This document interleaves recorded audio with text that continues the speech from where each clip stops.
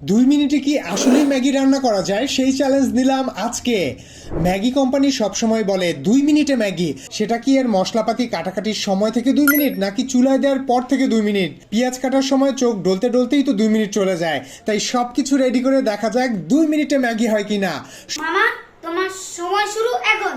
বোতলের মুখ খুলে তেল ঢালতেও যে এত সময় লাগে এর আগে কখনো টের পাইনি। অনেকটা পরীক্ষা হলের মতো 3-4 ঘন্টা হাওয়াই মিঠার মতো ধুম করে হাওয়া হয়ে যায়, আর এ তো মোটে 2 মিনিট।